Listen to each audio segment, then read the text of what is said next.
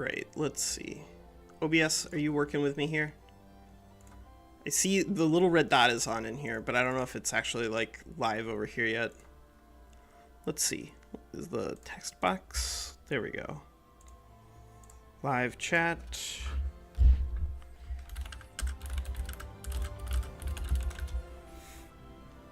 Let's see. That's pinned.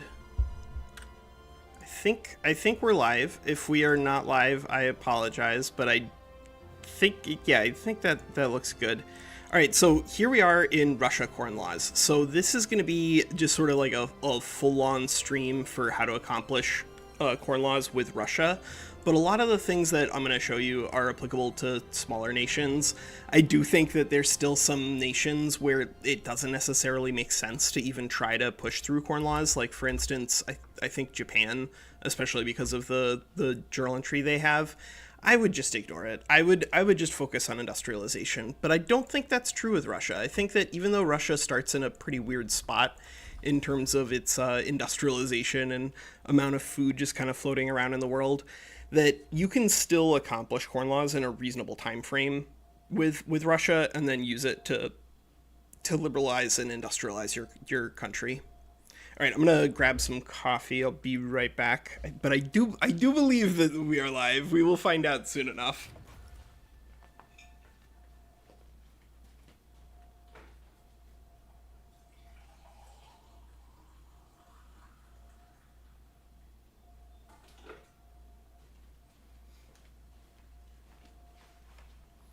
All right, let's see. So, as I said, we're going to be playing with Russia. Russia, of course, this is like the traditional... Yo, Dread, is the audio on? Does it sound okay?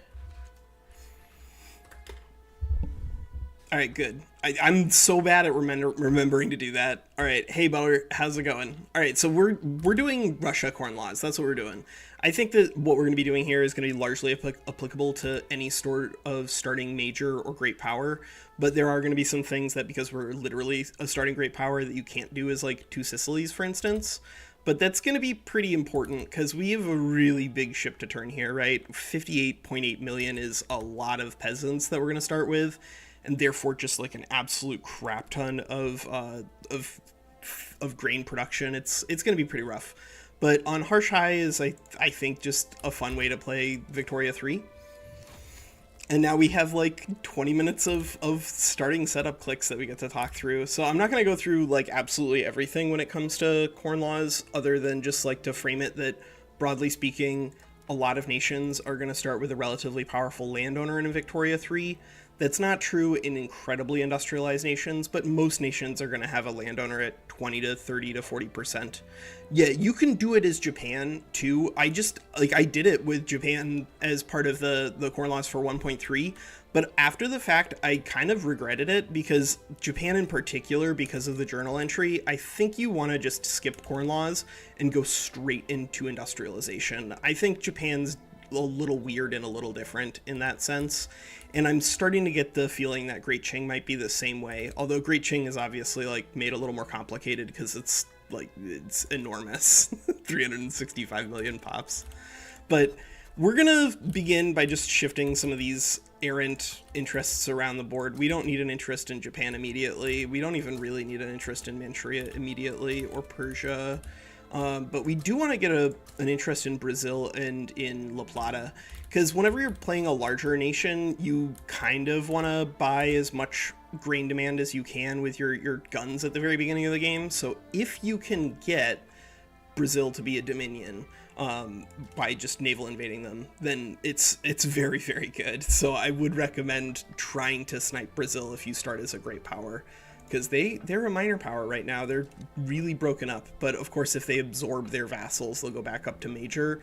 So you kind of have to choose whether or not you're going to attack Brazil immediately or not. But I think generally it's useful.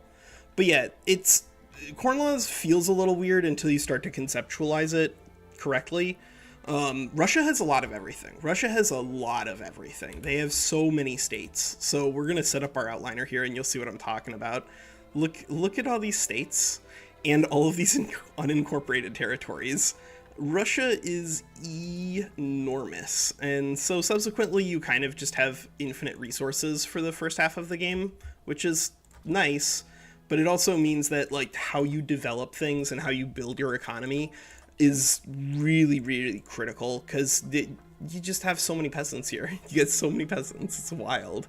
But one of the things that's, I think, a little different about Russia versus a lot of the other countries is that you do start with this massive bureaucracy overage and a lot of states that are unincorporated. And you can leave them as unincorporated states to encourage migration towards them. But for corn laws, I don't think that's particularly useful. And for a long campaign, I also don't think that's particularly useful, because in a longer campaign, you're going to build the Trans-Siberian Railway, and that's going to give you a lot of migration attraction to the areas that would have otherwise been unincorporated. So just incorporate them. You'll get more taxes. It'll be good. But that means that we're going to have to go through and get all of the Russian homeland spots and just incorporate them. I've also gone back and forth on whether or not you want to incorporate Poland. At the moment, I think no, but I would definitely be interested in hearing from people who've experimented either way. But yeah, there's just like a bunch of Russian states here that we need to go through and incorporate just for tax purposes. But you can see that there are a lot of them. There's just so many states here. And some of these are going to be states that we're going to be developing as unincorporated states. Some will be as incorporated states. But yeah, you can kind of do whatever you want to with Russia. The only issue is, of course, the enormously powerful landowner, which is where I think Corn Laws is going to step in and help us out. But not just Corn Laws. We're also going to be trying to use the new agitator mechanic. So for those of you who haven't used agitators, you can actually like manipulate your politics pretty heavily by kicking people out of power in your current things and manipulating the popularities of your generals. Because the way it works right now is that if you have a positive popularity general or admiral, it'll pick the highest popularity leader to lead the IG whenever you kick the leader of the IG out. So here, for instance, we have a traditionalist in charge of the landowners, but we have a lot of different landowners here, right? We have a reformer with 15 popularity. We have a royalist with 35. We have a reformer with 25. We have a royalist with 40. So if we wanted to have a reformer in charge of the landowners immediately, all we would need to do is fire this 40 popularity dude and this 35 popularity dude, and then we could immediately have a reformer in charge of the landowner. And I think that's actually something that I'm going to recommend here. I think that being able to switch into a more interesting setup in terms of your laws from the very beginning is useful when you're trying to set yourself up for Corn Laws or any sort of long-term campaign in Victoria 3. And we have +5 approval with the gentry. That's good enough. We don't need that guy. And, we don't need this guy either. It's going to make the landowners kind of mad, but that's a temporary problem. We don't really need 20 influence at the beginning of the game. And now, so the reformers, they are going to specifically believe in making a couple of big changes, but one of them is really important for us right now.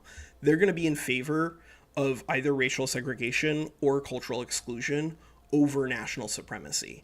And you want ideally to get at a minimum into oligarchy in your distribution of power, racial segregation in your citizenship laws, and freedom of conscience in church and state, like very, very early, because it's not going to piss too many people off, especially if you have a lot of reformers in charge, but it's also going to give you a lot of extra migration, right? National supremacy means that basically only Russians can be here. Because of the nature of national supremacy, it has to be East Slavic and European heritage. So there's very, very few pops that are going to be naturally tolerated under that situation. But if instead of being in national supremacy, we were in racial segregation, then European heritage pops would all be tolerated. And so under that situation, you can see we're just tolerating way, way, way more pops by switching just one level down. Obviously, long-term, if you can get down to cultural exclusion and multiculturalism, they're generally stronger than racial segregation, but it costs you authority. And of course, without humanitarians and anarchists running around, you're not going to get support for multiculturalism anyway. but getting reformers in charge is not too difficult. Now, we don't have a reformer for our... Oh, we do have a reformer for our armed forces. And the reformer for the armed forces is at 25, but we can only switch one leader at the beginning of the game anyway, because it's a 5-year cooldown. So yeah, let's kick this guy out. Let's bring this guy in. Done. And then I don't think it actually like checks for fired generals. I'm pretty sure that it's not going to pull them. We will see. Yep, there he is, a reformer. Cool. And now we can switch back, and now we have a reformer in charge of the Gentry Assembly on turn 1. Haha! So we'll be able to switch into racial segregation once it realizes that it's no longer an illegitimate government. So, in terms of your technology at the beginning of the game, I do think that stock exchange is probably important. No, anarchism as an ideology did definitely not exist in the 1830s. So I think the rebalance in regards to multiculturalism is largely good. I think a lot of the rebalances that have been occurring in Victoria 3 recently are largely good. I think that you've got plenty of things that still need to be worked on, but I think that the change for like corn laws and the change for multiculturalism and all that stuff, I think they've all been handled pretty well.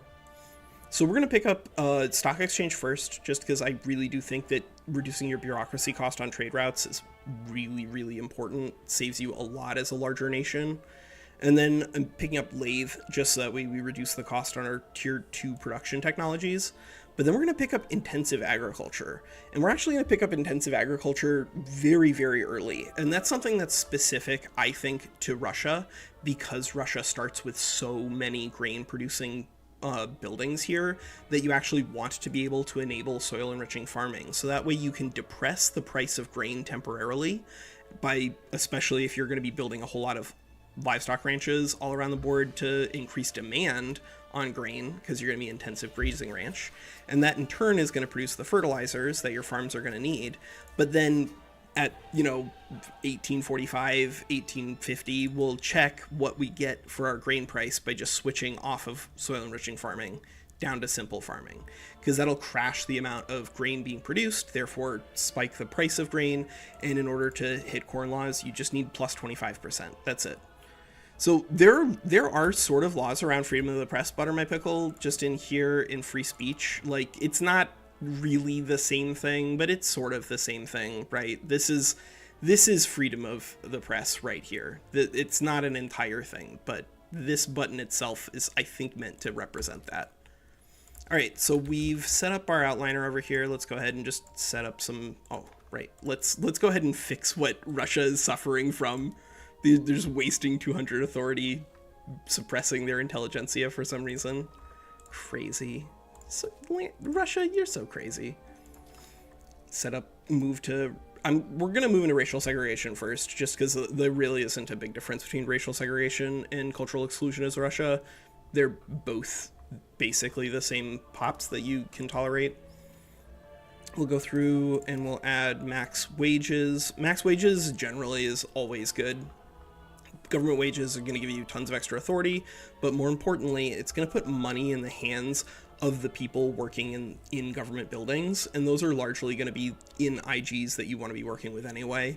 And then military wages, you just want to keep this as high as you can afford as long as you can, because it's going to give you lots of extra military bonuses over the long run. 20% morale recovery is very, very good, and it's going to help hiring, which is very important. Let's throw some taxes down. Yeah, we'll take luxury, we'll take porcelain, and then we've got 600 for decrees. All right, cool. So we're going to drop a decree in Moscow, and then I think we're just going to figure out where we're building our construction sectors. Initially, it's just going to be where we've got infrastructure. So Astrakhan, Tomsk, Tver, Saratov, Perm, Kursk. I think that's okay. Yeah, that looks all right. 1, 2, 3, 4, 5, 6. And then we'll also chuck 5 in Moscow to begin with. And we'll also switch Moscow's over to iron frame. Same with Ingria's. Everybody else will leave on wood for now, because that's something that's like kind of unique to Russia when you're trying to solve what this corn laws problem. you really do want to get peasants out from the cold, and the easiest way to do that is to build agricultural buildings. And so I think the change here in regards to corn laws is like, it's one of the most interesting changes that I think Paradox has done in a very long time. It really did change up the real meta, right? Having access to these sorts of changes is, I think, broadly productive. I don't know if we want to switch into butchering tools immediately. I think we will once we've grabbed a treaty port in Qing, because once you have a treaty port in Qing, then livestock ranches are just outrageously valuable. You can just export infinite meat to Qing. Get so much money that way. We'll throw in sweeteners. We'll throw in... We don't have lathes yet, but we can throw in craftsman sewing, but that would require us importing silk from China, and we're going to be at war with them, so not until after that. We'll add luxury furniture, though, and ceramics. And I think we're going to want to build up our university in Moscow a little more. I really like new corn laws. I think it's very interesting. I think they did a great job of rebalancing it here. And it makes it very... I think it plays very well. So we'll go ahead and set up... Like, these are just temporary, because ultimately our goal is to get into free trade. But for the time being, when we're, still setting up our free trade, we're going to go ahead and put export tariffs on the things that we need. Just so that way we keep our government costs down. I don't think we need any of those adjusted. Nah, I don't really care about luxuries. Those are Pop's problems. They'll figure it out for themselves. All right, so there we go. That's built. We'll probably need to import some tools. Yeah, I know we are going to go to war with Qing, but we need tools now. We need them now. Can we import some iron productively? Yes, we can. Good. Ooh, we can import lots of iron productively. Good. No wood, though. I could import 5 levels of fabric from the Danes. The Danes. Sure. Yeah, let's do it. And then we'll make sure that we're going to add... Yeah, we need more universities here. I think a 10 stack is fine. All right, I think that's good. Oh, right, we didn't finish assigning our authority. Okay, so let's drop a decree for road maintenance in Astrakhan. Let's drop one in Tver. Tver has coal for us, so that'll be useful. And we're also building in Saratov. Do we want Saratov? Kursk, Perm. Greece, get out of here with this. Don't waste my time. Don't waste my time.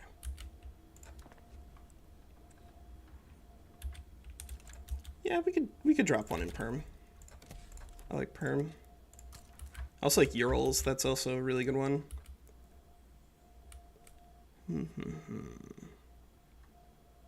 And we could drop an extract resource industry, but I just like, in a really large nation like this, I don't value it particularly highly. I guess we'll just drop another road maintenance in Saratov. Build just a huge road right here. That makes sense. All right, so we got our interest in Brazil. So we can go ahead and make Brazil into a dominion. It's 35 infamy to potentially do this, and it might draw the United States into the war. So promote social mobility is really, really good when you're small. It's amazing when you're small. It's, I think, the best. It's up there with a 1x of road maintenance for, like, best decrees in the game. But because of the way decrees work, right, they just modify on a state level. Look at our states. We have 1 billion states. Doing promote social mobility would have basically a non-existent impact on our national literacy. It would increase the access to qualifications locally. And so if you need to use the promote social mobility in order to get qualifications in a specific state short term, you can.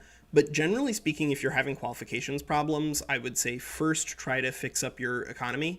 And then second, if your economy still isn't getting there, then just drop like a university or two. It's not really a big deal. I think we are going to have to go ahead and make Brazil into a Russian dominion. I mean, the Great Britain. Here's the problem: is that Great Britain and the United States might intervene. Great Britain's disinterest. Oh, Great Britain's wary towards us. That's usually like the thing that I check to see if it makes sense for us to invade Brazil, because invading Brazil when Great Britain is wary is way more likely to get them into a war. We can fight the British this early, but it can be a kind of a waste. Let's see. Let's move our capital to Moscow though. If we're gonna fight the British immediately, then you do not want your capital to be coastal. All right, whatever. Like, if somebody jumps in to help out the Brazilians, then they do. But if we can snipe Brazil here, then this is really good for you. When you can get Brazil in 1837, it's usually fantastic. We should also go ahead and damage relations with Qing, so that way whenever this war is over, we can immediately attack Great Qing, because we're going to want to attack for a treaty port in Formosa. Yeah, I think you're right, Butter. I think at the beginning of the game, Russia has the most single states in the entire game. That does sound familiar. So we set up our first Diplo play there, and we've moved that around. So what else are we going to build after we're done building some construction sectors? We're almost certainly going to be building just an awful lot of livestock ranches. Livestock ranches, of course, are going to be a lot more productive if we can give them tools. So that means we're going to have to build some extra tools, even though it is against sort of the long-term goal of playing for corn laws, is just trying to reduce your construction costs across the board as much as possible. Getting a lot more tools is very good for you. Ooh, and now we can reduce, I don't know, Perm. Are we working on Perm now? We're finishing up Astrakhan. All right. When Astrakhan's first road or last construction sector is done building, we'll just drop the road maintenance here. Nobody's going to jump in and help Brazil? Nobody's gonna jump in and help Brazil? All right, well, if that's the way that goes, that's the way that goes, I guess. Poor Brazil, stabbed in the back.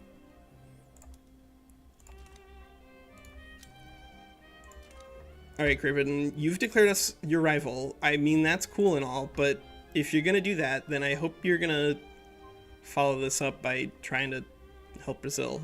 No? All right, well. You do you. Keep your secrets, wizard. Alright, we should go ahead and recruit some commanders here. This dude's outrageous. I don't...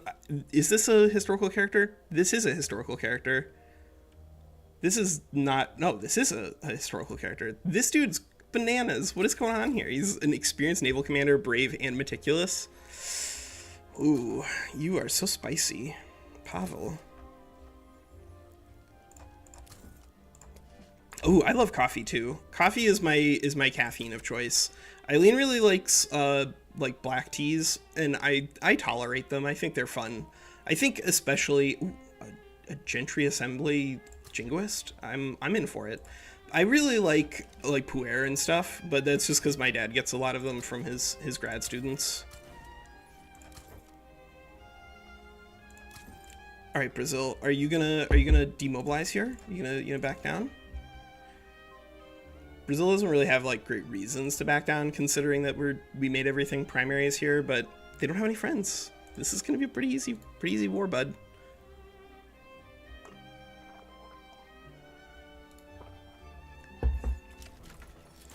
We just need one naval invasion of Rio to work. Oh, Didoy, most of those generals are not coastal, Walker, you enormous fool. That's okay, that's fixable. We just need to add some troops to the West Siberia strategic region. Well, you know what? if we're building up perm, I guess we're building up perm. Let's just add a 10 stack of barracks there. That'll make Pavel Grave just a lot stronger. And this dude's crazy good. Experienced artillery commander and ambitious. And he's a reformer, so if we can give him more popularity to increase his power, we will. Look at that! We're already on almost adoption for racial segregation. How the crazy have fallen. Yep, tools. I know they're expensive, friend. That's why we're building some. But that's also why we want to move into Argentina and Chile. It's very, very easy to get value there. Either through buying industrial stuff or just through setting or just getting more grain demand. Because they're generally not going to have a negative grain price. Alright, so there goes the Opium War, but that's okay. Because we're going to just follow up the Opium War as soon as Brazil capitulates. Yeah, they're good. They're good. Is this going to be enough construction is the problem. I guess, you know what, let's just chuck our Moscow iron frame construction to the front. So racial segregation is way, way more liberal than national supremacy because it just checks for heritage cultural trait. So heritage cultural trait, there are a couple of different kinds of cultural traits for each culture. You can see here for Russian, East Slavic is not a heritage cultural trait because it doesn't say it. So East Slavic is just describing Russian, Belarusian, and Ukrainian. And so in this case, there's actually no difference between racial segregation and cultural exclusion. There's 100% overlap because all of these cultures are also European heritage, but this is European heritage. So this means that in national supremacy, the state discriminated against everyone who wasn't explicitly Russian, and now we're just discriminating against everyone who isn't explicitly European or of European descent. And so, from a 21st century standpoint, that's not very good. But from a 19th century standpoint, they learned that maybe the French aren't so bad. That's what they just learned. All right, Brazil, you got absolutely nothing left, friend. You are just gonna get naval invaded like crazy here. I'm just gonna send another guy over here. Just capitulate. Just capitulate to me. So that way you can go back and devour these two, and then you can be huge, and you could be just like this enormous, so powerful puppet. Everyone will be so proud of you, Brazil. They'll send you like flowers and stuff. You're gonna have a great time, Brazil. Yeah, hey, there it is. They annexed Grau-Para, but boy, I really hope that this doesn't result in them like canceling our war goal because they become a great power or a major power. Piratini, you gotta defend, friend. Maybe we should export guns to them. You can kind of influence outcomes of battle by doing this. It's very expensive and not usually worth it, but we really do want to get Brazil. If you're wasting your first war on Brazil and it doesn't work, that can be annoying.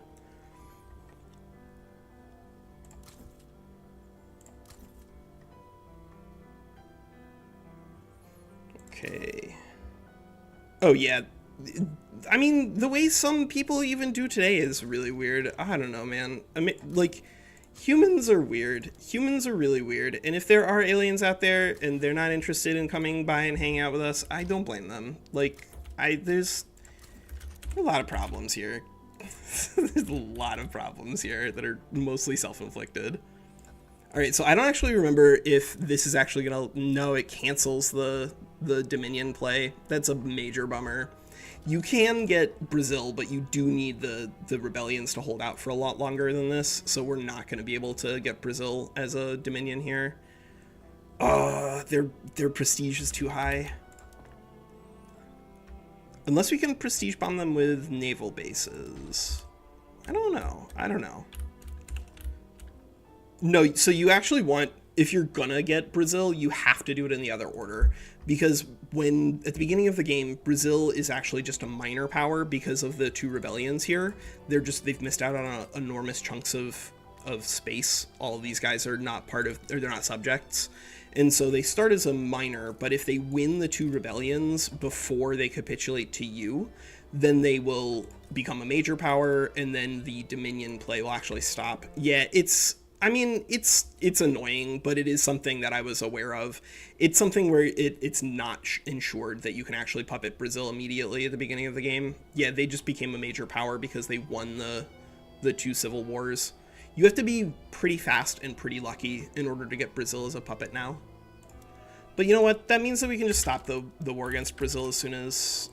do we even care about ending Brazilian slavery? Not really. We'll just take Brazilian war-ups. That's disappointing, but not the end of the world, because we can just switch over here and just attack Qing instead.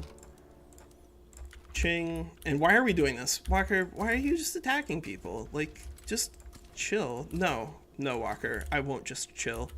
Because if you can attack Great Qing and you can get access to war reps, it's really kind of just... It's just a matter of time before you start devouring the world. The more war reps that you can get, the more you can grow your construction sector. Speaking of, we probably should grow our construction sector. It's time. It's time. Where are we going to grow it, though? I like Luhansk, actually. I really like Luhansk. It has a lot of raw resources in it.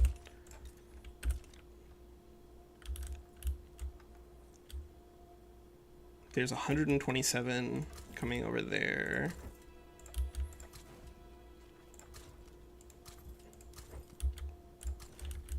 And I think we can just send Pavel Grabe as our naval invader, but I like having two. So maybe we will actually mobilize Big Boy Vorontsov to try to attack. Yeah, maybe we'll go here. We'll go there. We'll go there. All right. Trade routes. Let's kill some of these negative productivity trade routes. We don't need them. You don't spend as much infamy. It refunds you a portion of it, but not a very big portion of it. I think you get like 25% of it back for invalidated war goals. I think if you're trying to play a full campaign rather than just doing an individual stream, then I would not bother trying to invade Brazil at the beginning of the game. I've only made it work like twice in 6 tries, and it's largely dependent on a couple of really critical roles in the first couple of battles. Yeah, you can do that, Cowboy Deng, but I think you kind of don't want to, because the amount of clout that your gentry assembly has is like a really, really powerful thing when it comes to utilizing corn laws. Oh. And now our gentry assembly, because they have a reformer in charge of it, want us to do cultural exclusion. So I guess we'll do cultural exclusion. No, I don't know about this guy. I like having an abolitionist here.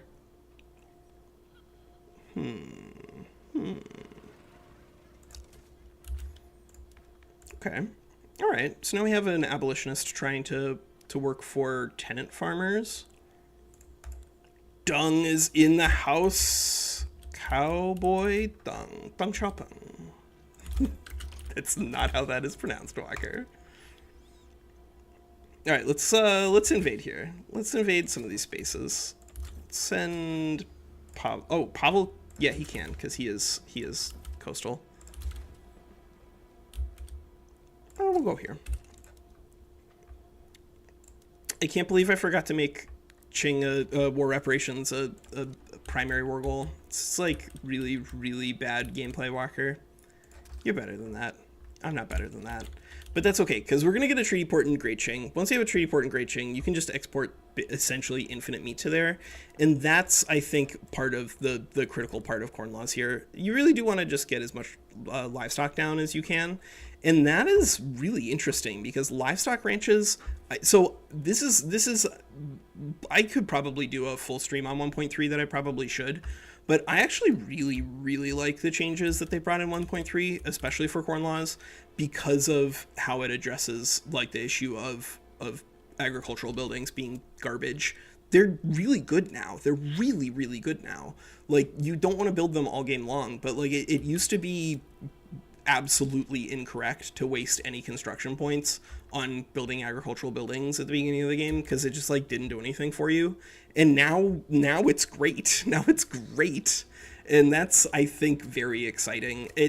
It's not the like end of the development for Victoria 3. I think that there's still a lot of problems in regards to especially the AI, but I think that those are problems that I would expect are probably pretty easily solved if you just tweak things here and there. But yeah, I really like 1.3. I think 1.3 has done a great job. I would be playing it more, but we're simultaneously moving, and I rediscovered that, well, I discovered that CK3 actually runs after the end if I do stuff. Oh, yeah, all right, sure. We'll just get some enactment success chance. I usually like enactment success chance.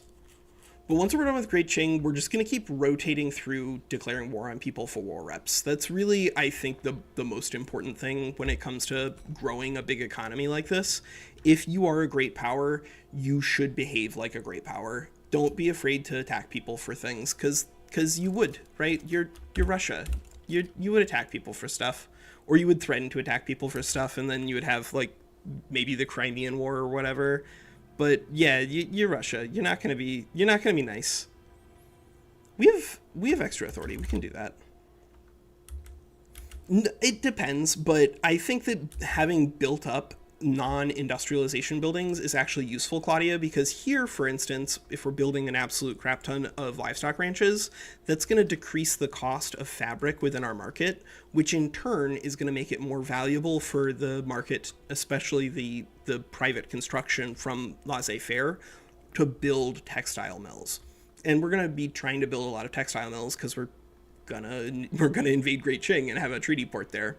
So I think it does depend on what you're building, but I think if you're building the right stuff, that it's not a bad thing to build an agricultural base that supports an industrial base.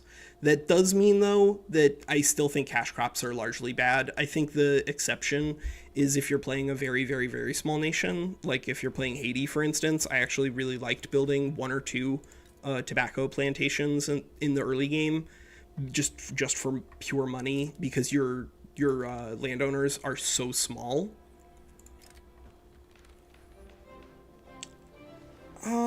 Yeah, wait, what? Oh, right. Great Qing starts in cultural exclusion for some reason in the base game. That definitely should not be true. I think that Great Qing should have some discrimination against its Han people, because that's why Great Qing collapsed. It's literally the historical reason behind the failure of Great Qing. That and environmental and food problems, which, hey, that's kind of what we're doing here. Environmental and food problems, the stream. But yeah, as we build up some more, we have it online, right? We've got all our innovation capped out. Yeah, we do. We capped out our innovation by just dropping that 10 stack onto Moscow. I think that's really good.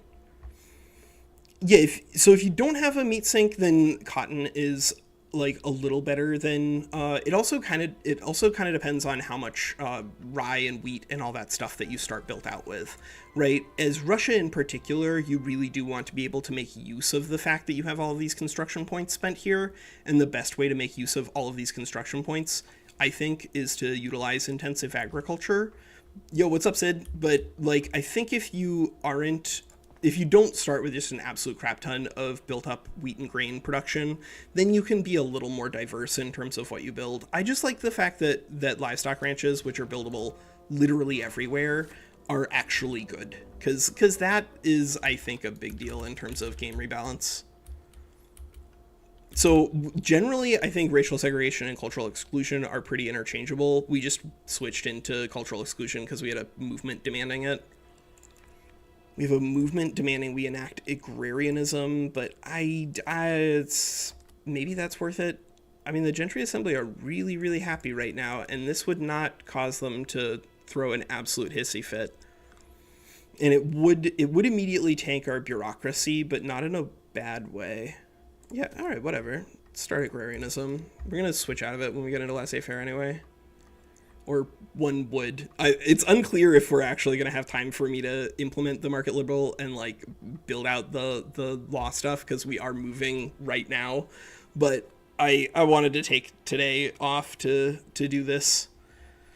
Although I actually also took yesterday off to just watch all of Andor. I was gonna stream this yesterday and just ended up watching literally 100% of Andor. It was just, it's incredible. If you have not watched Andor, you should. It is definitely, I thought that nothing was gonna top how good The Mandalorian was in terms of Star Wars content, but I was wrong. I think Andor is better. I think I like Mandalorian more just because I like the music more, but I think Andor is definitely a better movie or a better show. All right, so unfortunately we did eat 35 infamy attacking Brazil for nothing. So we can't just like go through here and make everyone into a Dominion without any problems, but we can make these guys into a Dominion without too many problems. The biggest issue is Great Britain. They might intervene here, but if we fight Great Britain now, I don't even hate it. Maybe we build our navy a little bit more, and then we attack Argentina. Yeah, that seems pretty good. Yeah, Andor's just like, it's completely different. It feels very correct to describe it as a Star Wars thing because it ticks like virtually all of the boxes of what I look for in good Star Wars IP, but it's 100% different. It's so weird. It's so weird and so beautiful. All right, so we got that stuff going. How much construction are we at? We're at 104 weeks. That's not enough. That is embarrassing. You can fix that, Walker. All right, let's do 5. I don't think subjugating Mexico is actually like worth it from a diplomatic impact standpoint. I think the right thing to do here is to take Argentina and Chile. You can make Argentina into a puppet if you're gonna like use Argentina or any of the nations in South America to attack all of the other ones. Obviously, the best puppet to have there is Brazil, both for military purposes because it's huge, but also because it just has borders with almost everybody. But Argentina is very close behind. Argentina gives you a land border as a puppet with Bolivia, Chile, Paraguay, Uruguay, and Brazil. So you can do a lot of stuff with just an Argentinian puppet. But like, I don't really care. I don't really care. I don't think Great Britain is going to intervene in this fight, and if they do, then I think we can probably beat them. So we'll add Chilean war reps, and maybe we won't add that as a primary war goal. Nah, we will. We'll add it as a primary. Just add it as primaries all the time, Walker. What's the worst? What's the worst that can happen? What's the worst that can happen? Poland is not around. That's good. Yeah, our construction is so low. I think, yeah, agrarianism, I don't think you're making it this time, friend. I think there's going to be some problems that you're going to run into. Yeah, you can attack Bolivia, but the thing is that as you expand, so in the beginning of the game when you're trying to develop corn laws, it's kind of tricky because there aren't like an infinite number of things that, yeah, hey, cool, Chile back down. There aren't like an infinite number of nations that you can attack productively if you're trying to increase your grain price. Because, oh, I didn't pin my grain price, did I? Wait, I did. Staple goods, grain, good. It's currently at minus 22, so it starts really, really low, but we're gonna fix this over time. But because there are so few nations that start with like a positive grain price here or a negative grain balance, there's not a lot of ways that you can grow your demand via imperialism. There are, if you're a very small nation, you can grow your grain demand very easily by just moving through here because none of these guys even have grain, and so they just have like infinite unmet grain demand. But outside of like very small nations, the populations here are just not large enough to actually have an adjustment on your grain price. So you kind of have to look to very, very specific nations in order to utilize imperialism to gain grain or to make grain better. I think largely you're not going to get too far trying to use imperialism to develop your grain price as a superpower. I think you just have to develop it by building things. And I think on that note, we should switch another one of these construction sectors to iron. Yeah, Luhansk, you get iron.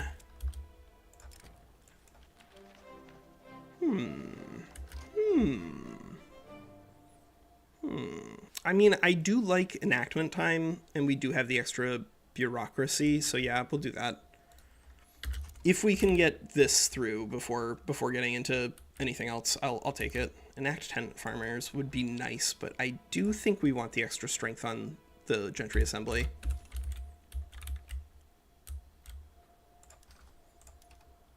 And we should be able to, yep, import a little more tools and a little more iron. Good.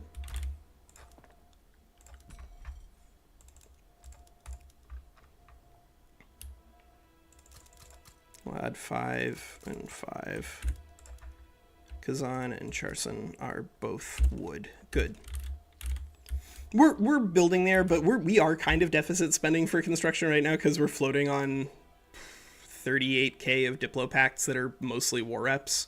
So we're really at minus 13 right now. It's just that because we're building up enough war reps, we're able to keep it moving. And then we'll invade with Pavel. I forgot to immobilize him. I could have sworn I did. No, that was against Chile. Yeah. But I think we probably could drop another one of these up, or pop another one of these up to iron if we wanted to. It's just that as Russia in particular, you have incredibly low wood price at the beginning of the game. And so it's best to try to use those strengths for yourself. I think we're going to be building relatively quickly here. Yeah, oh, we have 69 construction sectors. Nice. You can make this initial naval invasion like a lot easier if you just raid around the outside of Argentina, but I was impatient and did not do so. But let that be a lesson. If you want to naval invade Argentina, just make your life a little easier. Do a little naval raiding first. All right, go in there. Get down there. Go have a good time. Russia's always searching for its warm water port. That's its faith. It's sole goal in life. Find that warm water port. Can we support? No, we would need to build a little more iron, but we actually probably should build a little more iron and a little more tools at this point because our prices are capped out. And we do have the ability to do so. We have a lot of construction now, so we can build that.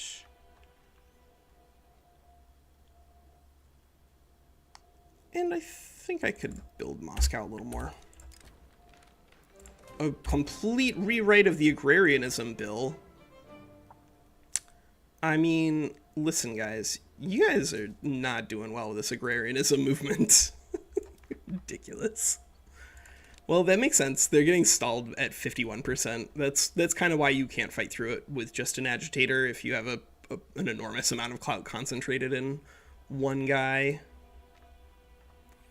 Yeah, I don't know about how they should fix this, Sid, but I agree. I think that there should be some sort of like convoy supply range penalty thing.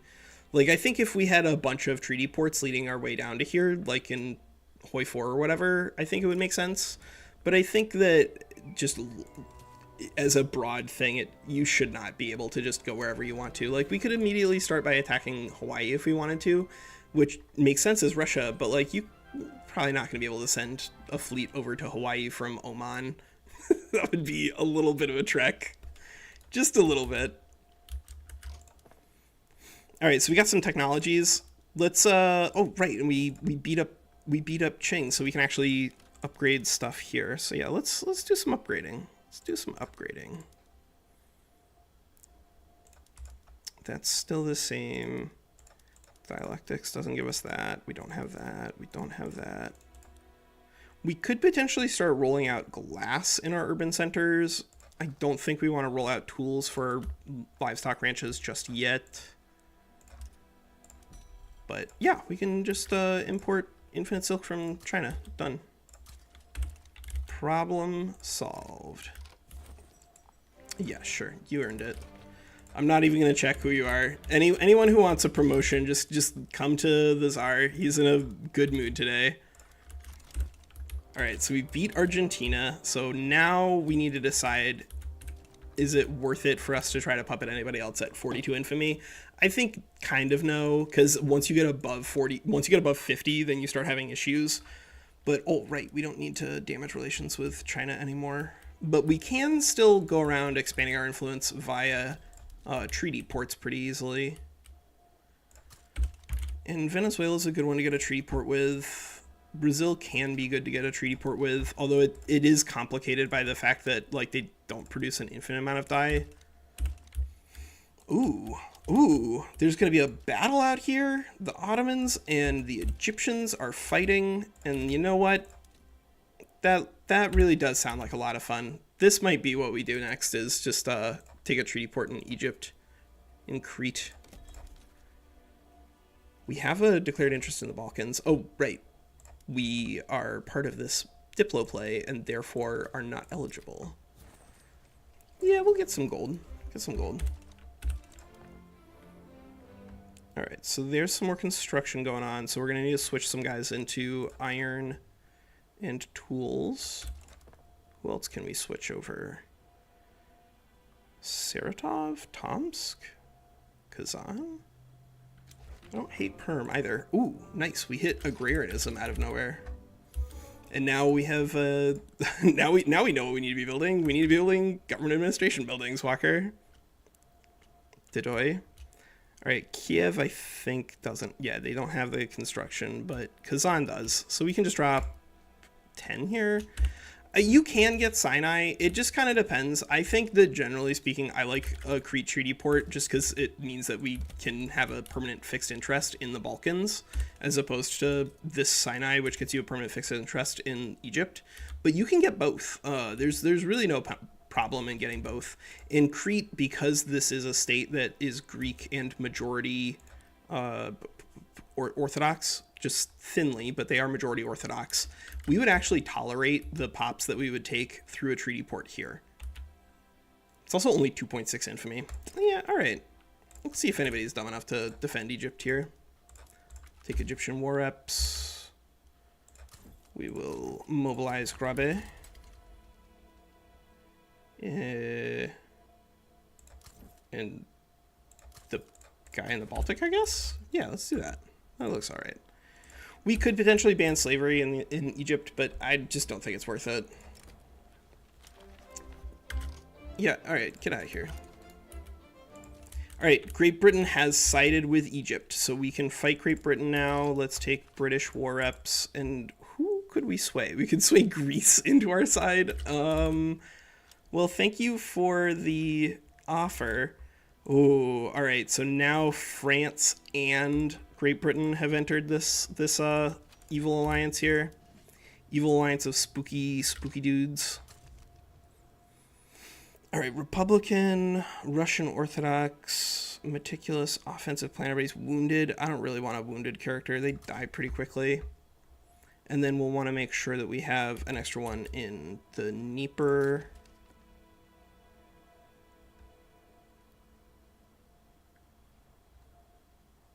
I mean, I guess you're you're a moderate. You're the least offensive here.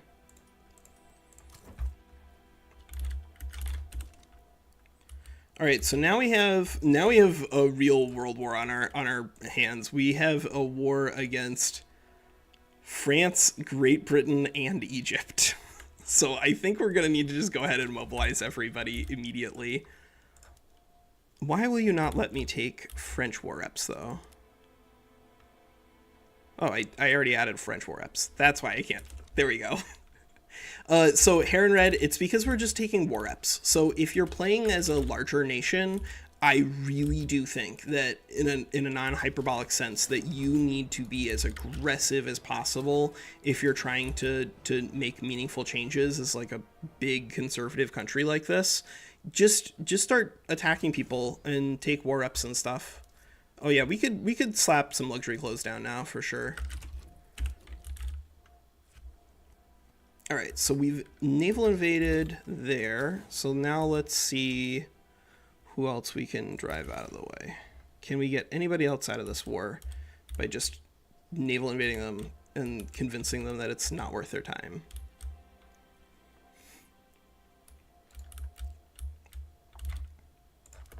We should expand our naval bases, though. Or just promote these guys a little more. No. That's all of our flotillas. Yeah, that's everybody in play. That is everybody in play. Maybe we should activate more barracks? I don't know. This is a little different. Because how you address this issue of having, like, no bureaucracy because we switched into agrarianism super early, it's a little complicated. But that's only minus 15% tax waste. It's not the end of the world, he says. It's only 15%. No, I don't think it's ever worth it to, except in, like, cases of extreme duress.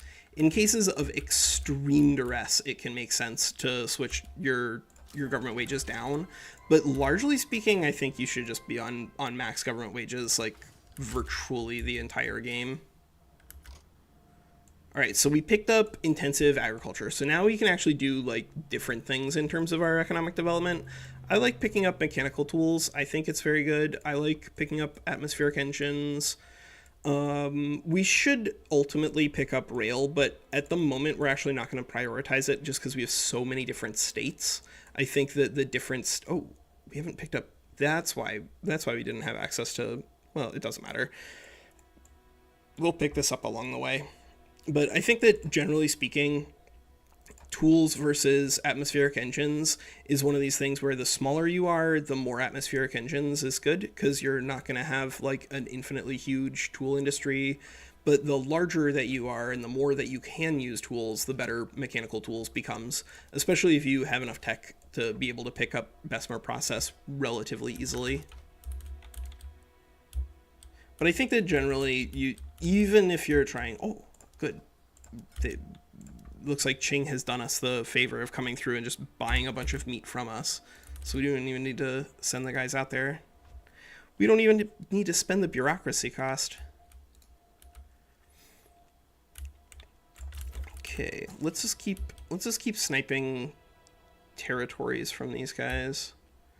Who else is being a jerk? France is being a jerk. And let's naval invade some more colonial territories. Oh, right. This is actually a really good way to just get the attention of the British, because they'll generally send troops over here to just fight you. Which, I don't hate that. I don't hate that. If they're just going to send troops over there to just fight us instead of, like, these usually failed naval invasions, but I don't want to say always, because it does come down to some dice rolls being, like, not atrociously bad for you at the beginning of the game. And they can be. I've had some really bad derailed naval invasions from France before. If they send two into the same state at the same time, it still causes issues. Okay, well, just keep moving, just keep grabbing stuff. Send Berg over there. Now they're launching another attack against Luhansk. Oh, and our construction isn't even doing anything anymore, Walker. You gotta use it or lose it. All right, so now we've got our construction going, and now we've just like crashed the price of grain, right? Because we just turned on all of these fertilizers for all of these things. But that's actually a good thing, because it means that now our agrarianism is not going to seek out the construction of rye farms. And then what we can do is we'll just check what the price of grain would be if we turned it off of everything. Now it's at minus 4%. So that means that we can just keep increasing this cost here. Because I'm terrible at this game, Sid, that's why I'm letting it happen. Because I'm talking about dumb stuff. All right. We'll fix that right here. We'll fix that right here. Because it's a skill test that I failed. That's why. That's why.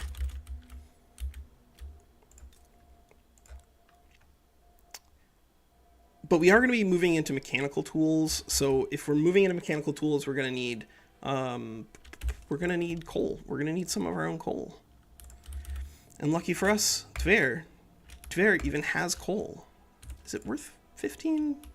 I guess we'll start with 10. We'll start with 10. So that way we can start working on, we need more iron too. We need more iron. Iron, iron, iron. Iron mines. Perm. Yeah, you can get a 10 stack in perm. We'll actually we'll divide the coal up here. I think I'll do 5 and then the perm iron mine and then 5 more. And that's 90 turns. That means we're not constructing nearly enough. And guess what? That's what our budget confirms. We are not constructing nearly enough. Boom, boom, boom, boom, boom. Boom, boom, boom, boom, boom. Yeah, that's probably not a bad idea. We should set up a couple of auto expands here.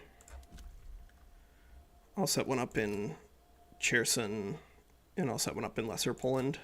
That's fine. There we go. Oh my god. Yeah, we have way more construction that we can just be using here. Let's see. Wood import. We could, if we'd taken a treaty port in Brazil, we would have access to all of the Brazilian wood instead of nothing. Instead of only dust. Yeah, see, this is what occasionally happens. They'll just like randomly break through in random places, but I think we can drive them back out. But if they roll well and you roll badly, they can make landings. At least until you get to skirmish infantry.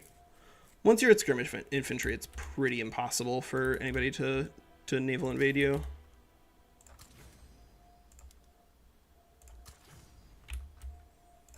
Okay, yeah, leave them be. They pose no threat, probably. All right, let's build this construction sector bigger. So build 5 more in fair. Can't hurt you. And we'll drop 5 more in perm.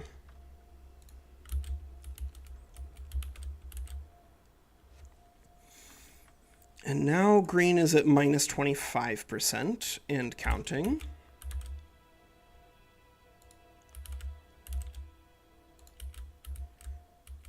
Yep, we split some of these sections here. Naval invade these. Just keep naval invading them. Just keep naval invading them. You'll kick them out eventually. Send you down. Send you down. And send you down. Yep, British have capitulated. Good. Oh no. We're just gonna run out of construction sectors. Everything is going to be at like a size 15. Oh no. I actually really like Bessarabia. I think that's a pretty good one too. Yeah, and Kuban is also pretty nice. There are a lot of states that Russia has that are like solid B+ states. I think B+ is like the average state rating for Russia's bazillions of states here, which means that Russia is very, very strong. It's kind of hard for me to say what the single individual strongest nation in the game is now, just because there's so many different ways for strength of nations to be assessed. But I think that broadly, Russia has got to be in the top 3. They're just huge. They're just huge, and all of their states are good. So we can't switch everything over to iron frame construction just because our iron frame is very expensive. But we could potentially add some now that we've gotten everybody's war reps. Yeah, leave me alone. Austria, I'm not getting involved in this fight. Leave me alone. It's ridiculous. We could, let's see, if we jump Kazan up to iron frame, I think we're still fine on prices. Yeah, we're still fine on prices. And we're building more iron frame now too. The party will never end. We cannot afford that expenditure. Yeah, let's get some starvation on the books. Green is at 20% right now. We could increase the productivity of livestock ranches by giving them tools. I like that. We'll buy some British tools temporarily. And then we'll want, well, so if you're, The issue, Sid, is that if you're trying to like just hit early corn laws, that iron mines cost 300 construction points and provide the same number of jobs as something like a livestock ranch. And so if your goal is to just crash the price of grain and that's it, that's your only goal, then it's actually really effective to avoid iron as much as possible. But it does kind of depend on what your goal is. It really does. It looks like Qing dropped their export for us, so we'll have to go through and add some more here. Yeah, we'll add 10, 20. We'll add 20. We're also going to pick up some more iron production in 8 to 11 months. Oh, Walker. Of course our price of our tools is going to be high. You haven't switched over to steel tools yet. Walker, you fool. You immense fool. That's why I can't sleep at night. Kill that. We don't need that. We don't need that either. Like, when you're on the path of trying to get specifically corn laws done with a really big country, I think you want to be building smaller, like less expensive buildings more than the larger, more expensive buildings. So these things that cost 300, you should build some of them as a big nation. I do want to be clear about that. It's not that you should never build iron as a larger nation as Russia if you're trying to get corn laws passed or whatever, but that you do need to like dial it in, because it does depend an awful lot on what's going on in the game. Now, let's see. We had been depressing the price of grain because we just had like a massive overage in meat. We still kind of have a massive overage in meat, but it's not as it's not as ridiculous anymore. So we can't rely on that as a leverage here. We could build some more lumber though. I wouldn't hate that. Yeah, let's build some more wood. Wood's also 150 and it does feed into like either side of the construction frame. So I like it. I like it. We'll add 10 and we'll add some in Brest. And we'll add some in Kazan. Sure, that's good. Where's the most... there we go. We got some peasants. We got some peasants. There's no infrastructure here, so we can't really develop Kiev just yet, but I don't hate putting down some construction sectors first. I like maxing out wooden-ware. I like a lot of the state modifiers out here. It's very, very, very good state, but I think because of the coal mines, it's going to be a little trickier. Need more tools. That's going to be the issue. We do want to get our steel down. Where's the most infrastructure? Mazov. Saratov. Yeah, we can get some in Saratov. That's fine. Is Saratov running iron frame? They are running wood. We could potentially even just drop iron frame in here just temporarily on Saratov to get this done. If it spikes the price of iron or tools to the point where we have to just rely on imports more, that's okay. We've got some money. And now we're collecting French and British and Qing war reps. Maybe it makes sense for us to go for Japan. I think that could be reasonable. Yeah, let's put an interest down in Japan. And let's drop one in Mexico so we can get a treaty port there. Austria is very good. Austria has tons of resources and a lot of complexity behind it, and so I think it does play very well. I think part of that is that it's potentially too strong, but you know, that's okay. That's a short-term problem. All right, so war reps with Great Qing have ended, so we could just do liberate subject here on Lanfang and then fight them along the border and grab war reps and then just peace out. I think that's all right. What do the poor know of national economy? Get out of here. This is ridiculous. Why are we running Great Hunger? We don't even need it. You don't even need it, Walker. Because I want to, Walker. That's why. Let's just check real fast what our real grain price is. All right, so real grain price is plus 6% and counting. Okay. Yeah, all right. Let's just say we're gonna liberate Lanfang, and that'll draw Qing into a war, and then we'll do war reps on Qing, and then I guess we'll take Lanfang war reps too, and just mobilize everybody, and then not actually do anything other than take Chinese war reps. But you know, Chinese war reps is worth the cost. It's worth it. It's worth every penny. I promise. It's so good. Because capital really is, like, I think the most important. There are a couple of, like, gates of development that you kind of have to move through whenever you're playing Victoria 3. And I think one of the most critical gates is just, do you have access to capital? Because if you don't have access to capital, then you're going to have a bad time. All right, atmospheric engine is online. Good. And that means that we should have much, much more iron in just a moment. Although probably we'll need to import some coal here.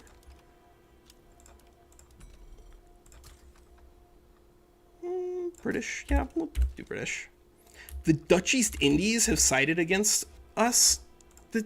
Ridiculous. All right, Dutch East Indies. I hope you like paying war reps. And I think we are still at the point where we're just gonna keep expanding our meat, right? We are running out of places to send it. That's the issue. So now we might need to expand different kinds of agriculture. Like, we can build silk plantations as Russia. I don't hate that. We can build tea if we really, really need to. Yeah, we could drop some tea in here. Maybe some tobacco. Tobacco in Kuban. Tea in Azerbaijan. Yeah, tea in Azerbaijan.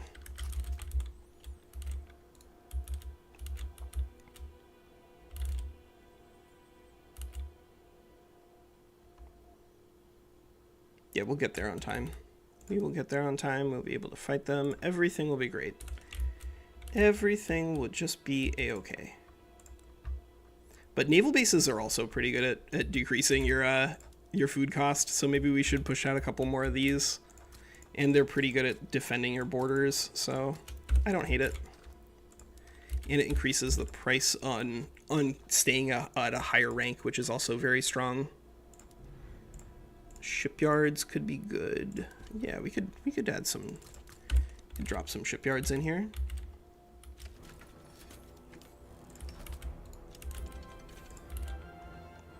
Let's do a couple of naval invasions. Berg is in play, but not Grabe. But I think we want him for invading. This is their capital, right? South Sumatra is not their capital. Oh, is it? There it is, West Java.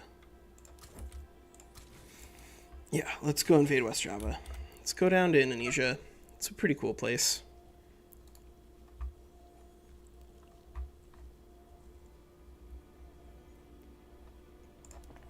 And now our construction is 18 weeks. 18 weeks is our construction queue? All right.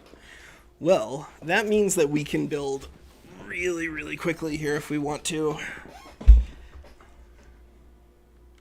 Do we have enough tools to expand our wood? Not really. We would need to fix up tools a little bit. Do we have an input good shortage on steel? No, we don't. So we just need more. We have 328 and we're still behind on tools. Oh my god. All right, who else can get some more tools here? We could use Masovia, but I guess it doesn't really matter. Yeah, all right, we'll just start. We'll drop 5 into Masovia and then we'll start incorporating them. I think that's fine. Austria wants to enter into a trade agreement with us. I think that's largely still going to be useful in terms of our price here. But price, boy, we gotta keep building. Gotta keep building.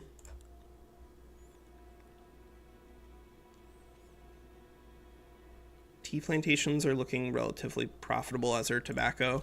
Now we're just looking purely at productivity. Dobruja. Russian Dobruja.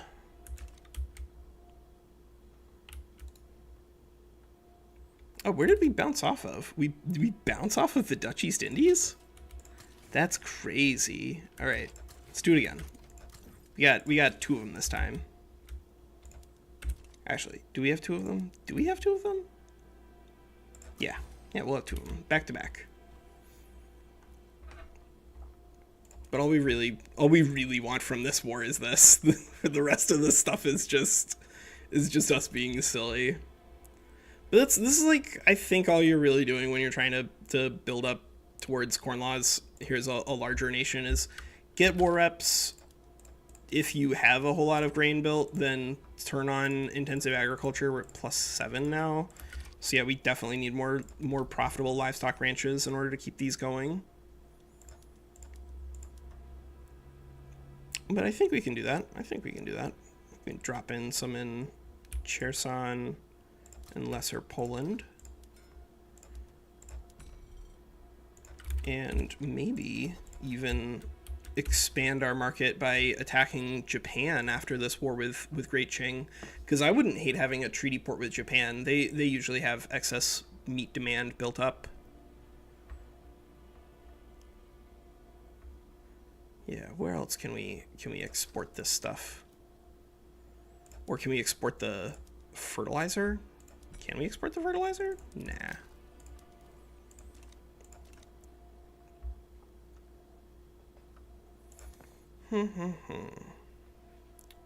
Who else can we build up? We could build some more tea, but that would be a lot easier if we had ports here. Maybe we should just drop some ports in Kuban. I wouldn't hate that. That's 15 more, so that means that we can do, yeah, we'll just do a 15 of tea plantations in Kuban. Oh my god, West Java is really holding out over there.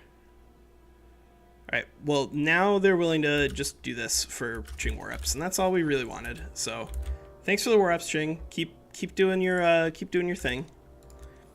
We'll take the treaty port in Kyushu, and Japanese war reps, and open Japanese market. And we'll take all 3 of those. Oh no! Pavlograd has a psychological affliction. Uh-oh. Well, that's unfortunate for him, but that's okay. Yeah, we'll just mobilize some random generals and launch some naval invasions of Japan over here. It'll probably work. That's usually enough.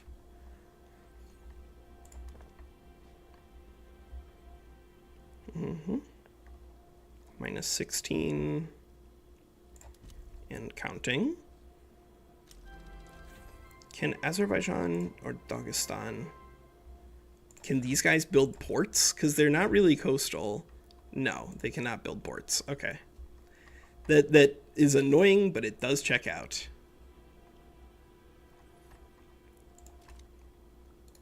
Oh, but Astrakhan doesn't have a road maintenance down. That's right. We canceled the road maintenance there.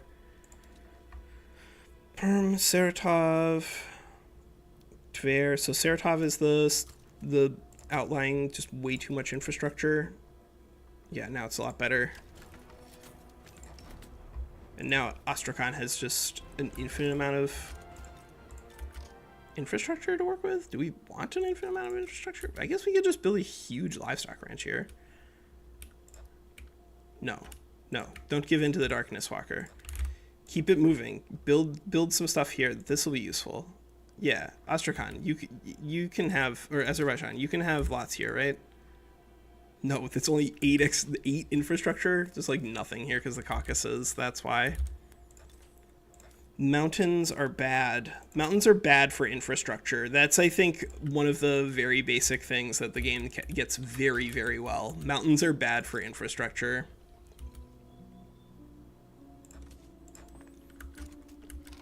Where should we expand then? I guess Takao. I guess we, well, there's not even a lot of that there either. Walker, you've painted yourself into a corner in terms of development there, so you might as well just switch into logging camps? Logging camps. Yeah, let's do some logging camps. Those are usually pretty easy to get good value out of too. Boom and boom. And we definitely could be building faster. Boom, boom, boom. Let's see here. Saratov is already over. See, we'll switch those two.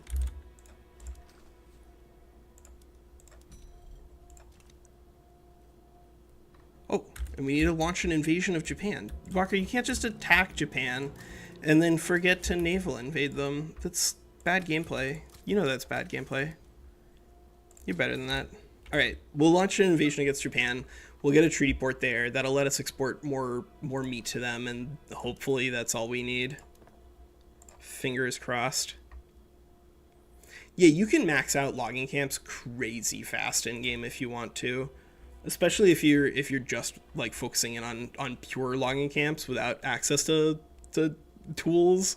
You can get really far. The only downside, of course, to building with logging camps and livestock ranches is that both of these use tools pretty heavily, and so you're gonna need to have some industrialization going on kind of no matter what.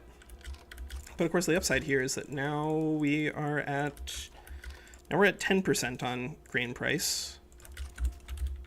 We could probably set up some pretty big export routes here. Yeah, let's export some to Egypt. No, not as many as I thought. We could send some to Brazil, but these routes, because we're going to just be switching them on and off, they're not going to be as sensitive, and so they're going to have a much easier time absorbing high price of grain. Latvia? All right, sure. Yeah, we'll just drop in some more here, some more here, some more here. Done. So much livestock.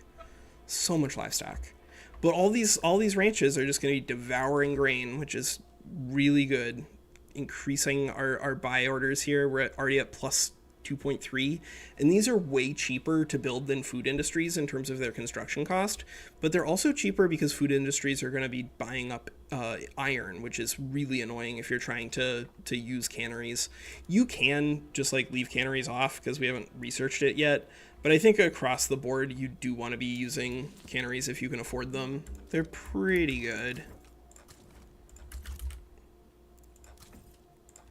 How did Pavel Grabe fail that invasion with like a bajillion offense, and yet the other dude, this guy, landed successfully? This guy.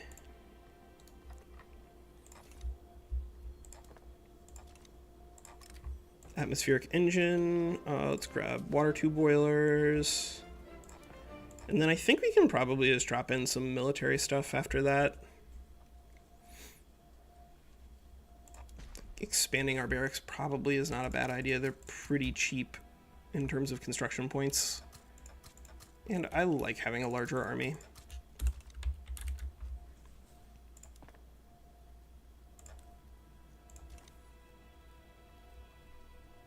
Yeah, this is I think all we need.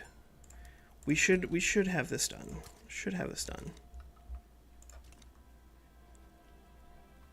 Japan, are you really gonna fight this out? We're gonna cause some devastation, like, right outside your capital. And I know you guys have experienced that before. Don't even act like you haven't. Do not even act like you haven't. 5. 1, 2, 3, 4, 5. Construction.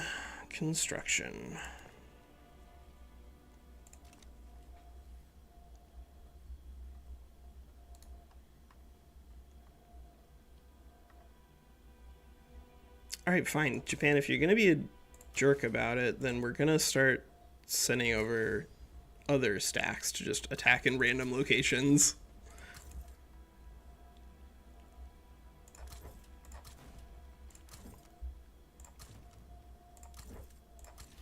We'll send Berg coming in from the north. I just want to capitulate guys as quickly as possible. It's the most important thing when you're just trying to move forward. Green, go away, come again another day. All right, livestock ranches are up to 2.63. They'll be there. They'll be there. Once they're ready, they'll be there. Let's import some more ships. I don't hate it. Building up our naval capacity. Building your naval capacity in a large campaign, I think, is like one of those things that I know I underdo, and I know that other people underdo as well. Because like you really can just use an enormously huge navy from the very beginning of the game as almost anybody. It's just a question of whether or not you can afford it. Because you do need access to probably a size 2 shipyard in order to really be able to run a navy profitably, because you want to be able to get like a size 12 to size 15 on the board pretty quickly. But I think if you can do that, then you should be in good shape, and just using a navy to bully people is usually pretty strong. It's usually pretty strong. Did they really kick us out of the capital over there? You guys, what are you doing? Russians, you guys were in Kansai, and then you just randomly wandered over here. Eye on the ball, gentlemen.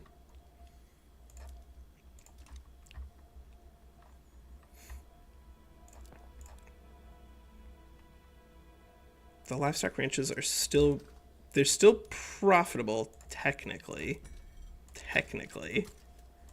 but we can help them out by exporting their stuff. I think that'll be good. Yeah, that'll be fine. Let's build some more, not logging camps. What should we build some more of? I guess we could drop in another 5 stack of tobacco. Hey. And then let's drop in, do we have any other agricultural buildings that we're not really developing here? I guess we could drop in 5 stack of fruit and cacao. And yeah, we'll drop in 5 more silk there. That's fine. And 5 more tea in Dagestan. That looks okay too. Grains at -8. -8, but that's with all of our farming producing as maximum food as possible. That's good. That's good. I think that might do it. I think we might be able to get this done 30 more weeks. We'll see. We'll see what the price of grain is like in 30 weeks, but we might be able to get there. Especially because the air quotes agrarianism is just building steel mills, art academies, tools, iron mines. Agrarianism. All right, Japan will capitulate. So now we have that done. And now we can go ahead and export some more meat to them.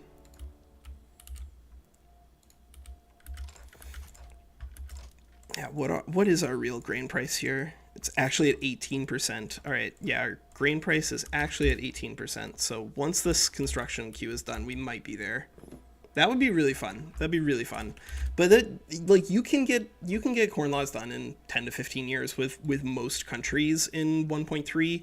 You just need to be careful about how you do it, and, you know, conscientious of how big you start and what sort of resources you have access to. Because if you're a big nation like Russia, then just act like it, right? If you're a big bad voodoo daddy, people any other way, you're an imperialist. You are a force for questionable ethics. A force for questionable ethics. Yeah, 25%. So I think we are gonna be there at the end of this queue here. Which is good, because I would like to get back to doing some work around the house. We're like, I think we're in pretty good shape in terms of movement, but I do want to make sure that we get our move done well, because Eileen's supposed to be going to Texas. Not necessarily like immediately, but very, very soon. It was supposed to be on the 19th, which is why we had to like move everything around. And then the company that she's working for were like, oops, we didn't fill out the paperwork correctly, so now it can't be literally the 19th. It'll have to be some other closer-ish day, which, you know, people make mistakes. It's not the end of the world, but we did have to do some weird jumping through hoops in order to make this move date work for them, and then they pulled the rug out, so it's a little annoying. It's a little annoying, but it is understandable. Against the odds. Yeah, there we go, sure. Whatever, buddy. Stop discriminating against each other. That's the official rule for you. Stop discriminating against each other. Stop doing it. We can export some fabric temporarily just to make money for these poor overbuilt livestock ranches. But this is, I think, a very big strength of actually pursuing corn laws aggressively. Our raw goods are going to be enormous inside of our market. We're at 15,000 fabric just like floating around in here. And that means that any textile mill that we build is basically not going to affect the price of fabric on an individual level. So you can develop your raw resources in an effort to get towards corn laws very, very effectively. Where are we now? We're at 21% now. We're 21% now. I mean, we could throw another consumption tax on the fire. Yeah, we throw tobacco in there. 12K. Oh, we lost war reps from Great Britain, and we're still running positive balance. It's because we're getting French and Egyptian and Great Qing. So French and Egypt are about to drop off. So we'll need to come up with war reps or just accept that you would come up with war reps on your own at home, dear viewer. So that way I don't have to. But I promise you can come up with war reps from here. Just attack people. It's not that complicated. You'll do fine. If you're playing anybody who is like at Japan size, you can just drop a whole bunch of ships in, like, basically immediately. As Japan, like, you just want to build a couple of construction sectors and then immediately crank out 12 ships and then declare war on Great Qing. But don't declare war directly. You want to attack them through Lanfang. Naval invade Lanfang, trying to liberate Lanfang, but also take war reps from Great Qing. And then you'll land here. You'll successfully take the land. You'll land there, and then their war support will drift down towards 0. And then once it drifts all the way down towards 0, if they have enough radicals going on inside of Great Qing, especially if they fought the war against the UK and lost, they'll just capitulate for just war reps on 0. And that's what you want. Like, you don't actually want them to liberate Lanfang, so that way you can keep beating them up by going there for war reps if you can. All right, so there it's -6 right now. There, all right, so 20%. Yeah, we do need a little more construction here. A little more livestock ranches pushed out just a bit.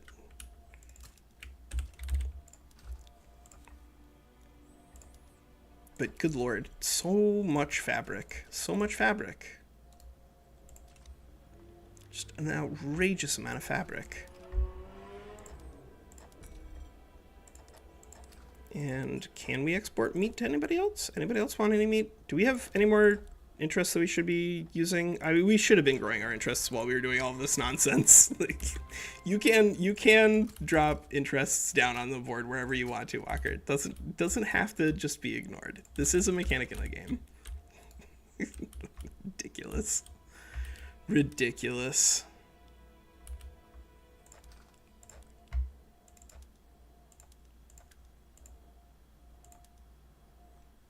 We are currently exporting a little bit of grain to Egypt, but it's already net negative. Yeah, I used to import fabric all the time. I think that this is just because of the change in regards to corn laws that this is viable. I think prior to corn laws being different, there really wasn't any compelling reason, in my opinion, to be building agricultural buildings in the early game.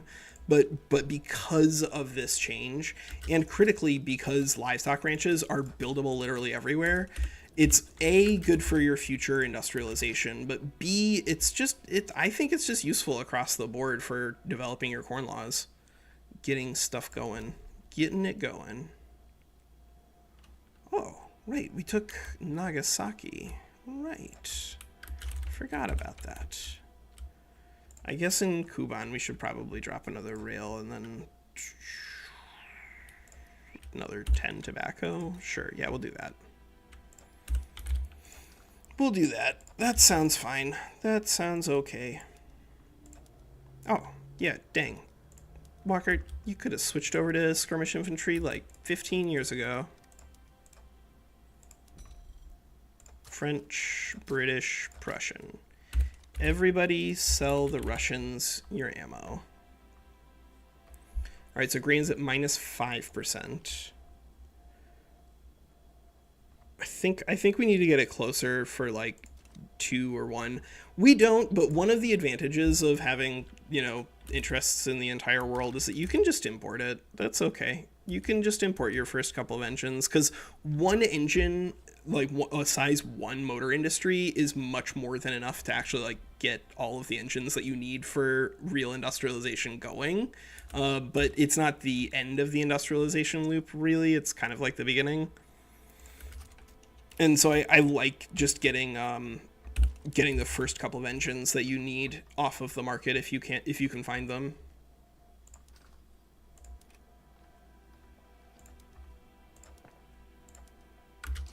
Let's see where we are here. 22%. We're at 22%. 22%. Leave them be. They pose no threat. Can we export any more? We could, but these won't grow. That's the problem. Is that like when you're a really, really, really small nation, then you can use you can actually develop your grain price pretty easily by exporting things. That is not the case when you are very large, because an extra 10 demand when you have 13,000 grain means absolutely nothing. It's literally pointless.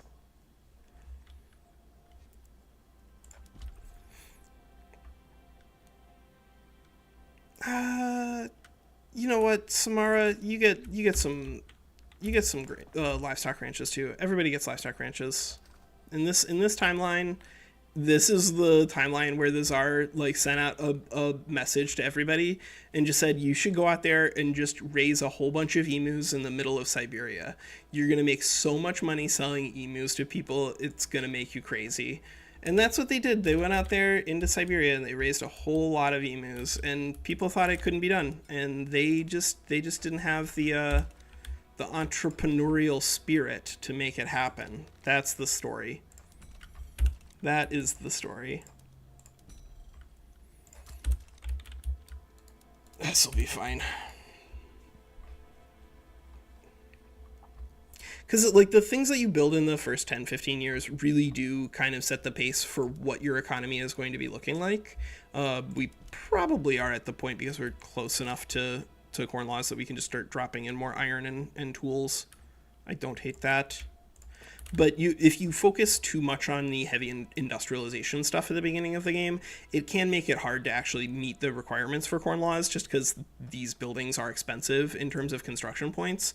And so actually building them does take some time. And that's where I generally try to avoid doing too much heavy industry at the beginning of the game, because it just is expensive. It is expensive. Free market? How are you identifying Cherson as something to build? Get it out of here. Get your grain out of here. Actually, is that it? 26%! We did it! Wait, why did it not activate? There it is. There it is. Corn laws. 1848, everybody. We did it. Great job. So yeah, that's, I think, the basic plan whenever you're a larger nation. It's specific with Russia that you have access to all of these rye and wheat farms and whatnot. And you can immediately, you turn on corn laws and then just go through and just go like this. Now the price of grain went back down, but the journal entry for corn laws is still open because we still have our export tariff on for grain. So you can just keep rolling, just keep working with your corn laws. You get yourself a market liberal, you put the market liberal in charge of the gentry assembly, and then you use the gentry assembly to change your laws around. But I do actually think that there's a very good argument to saving serfdom for either second or third. I think that because of the way the landowners work, and especially because you're trying to keep your legitimacy as high as possible, if you can get to the point where you're in righteous government in order to pass the requirements of the market liberal, then you should, because that's going to be fantastic for you, just fantastic in terms of your enactment time. But you're also probably going to want to pull back some of your authority so that way you just get as much enactment time done as possible, because in 1.3 you really do want to just churn through your laws whenever you're trying to actually get meaningful laws done. Like, we could have switched into national militia or professional army, but I actually don't mind having the extra landowner clout here, because we're probably not going to have to do any conscription at the beginning of the game as Russia. Your army's enormous. But what this does mean is that we have higher clout on the gentry assembly, and because of the higher clout on the gentry assembly, whenever we get that market liberal in charge over there, we're going to have an easier success chance on getting those laws passed. And I do think you probably want to do free trade, then serfdom, and especially if you were able to switch into agrarianism, then you can probably do that third to switch into laissez-faire. But you do want to switch into laissez-faire. It's much better. It's much better. But I think you do serfdom second, because free trade's pretty good. Free trade is pretty good, and having the extra clout on the serfdom, like 50% instead of 25%, or more likely homesteading like 0, you're not going to have the resources. Oh my god, I can't believe it. We even made it to number 1 great power. And this stream has only been, it's an hour and 41 minutes. All right. Well, that's a really short stream for us today, but we are moving, so if I get done with what I'm cleaning up around the house, I might record an episode of after the end. But for now, that's Russia corn laws in patch 1.3, so I hope that you learned something, and if you still have questions, let me know. But I do think that you want to still push for corn laws if you can. It's very achievable with virtually anybody. I've had games where you did pick up Brazil. I think my record for Russia was 1845, so I got corn laws in 9 years, if I remember correctly, with Russia. That's plenty of time left in Victoria 3 to use your market liberal to do stuff.